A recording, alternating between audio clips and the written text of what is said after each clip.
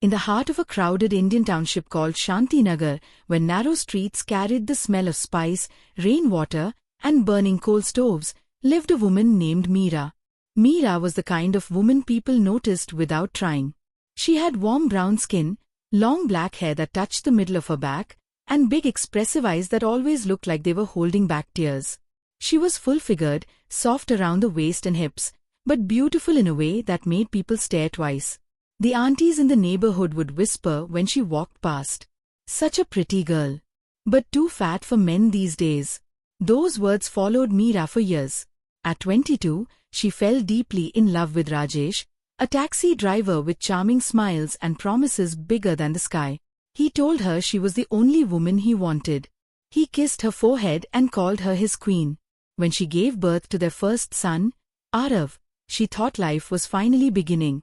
2 years later came their second son, Kabir. But somewhere between unpaid bills, crying babies, and sleepless nights, Rajesh changed. He stopped complimenting her, stopped touching her, stopped looking at her. One night, while Meera stood in the kitchen making rotis, she overheard him talking to a friend outside. "She's a good woman," he said quietly, "but she's let herself go." Those words shattered something inside her. A month later, he left. No warning, no goodbye to the children. Just gone. Meera cried so hard that night she nearly stopped breathing. She sat on the floor holding her sons while the electricity flickered during a storm. Her youngest kept asking, "When is Papa coming back?"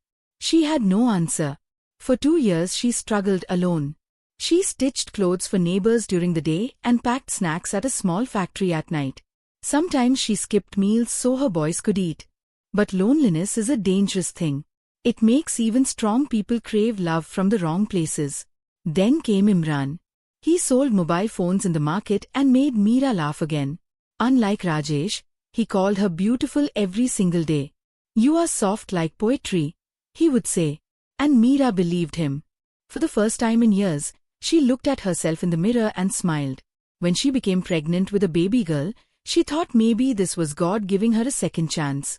But life had another lesson waiting. After their daughter Zara was born, Imran slowly disappeared too. First emotionally, then physically, then completely. One afternoon Meera walked to his shop carrying baby Zara on her hip, only to find another woman sitting beside him laughing. Imran didn't even look ashamed. He simply sighed and said, "Meera, I can't do this anymore." Her chest tightened. "Why?" she whispered. "What did I do wrong?"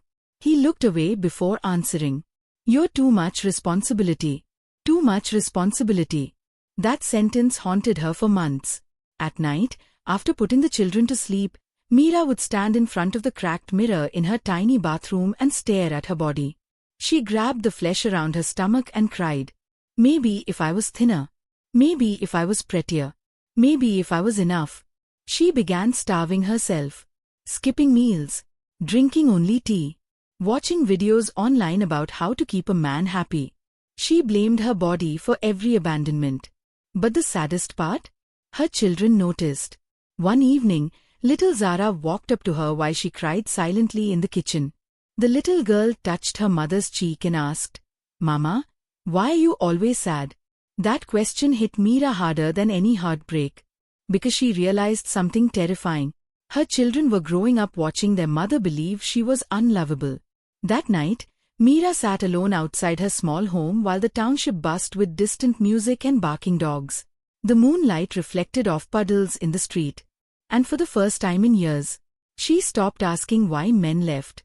Instead, she asked herself, "Why am I abandoning myself?" She looked through the window at her sleeping children. Arav holding his brother's hand. Little Zara curled beside a worn teddy bear. And suddenly Meera understood something powerful. Love was not supposed to feel like begging. It was not supposed to make her hate herself. It was not supposed to disappear every time life became difficult. The next morning, she made a decision. No more chasing people who kept leaving. No more shrinking herself to fit someone else's idea of beauty. No more teaching her children that heartbreak meant the end of life. She tied her hair up, wore her brightest orange sari, and walked into the township market with her head high. People still talked. They still judged. But Meera no longer cared.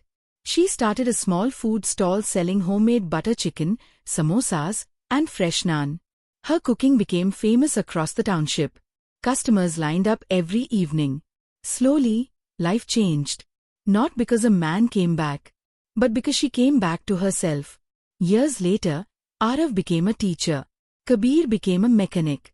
Little Zara became the first girl in the family to attend university. And whenever people asked Meera how she survived all the heartbreak, she would smile gently and say, "Some people are only lessons, not lifelong partners." Then she would add, "If someone walks away from you, let them go. Cry if you must. Hurt if you need to. But remember this, you will not die from letting go. Sometimes letting go is the very thing that saves your life." And for the first time in many years, Meera truly believed she was enough.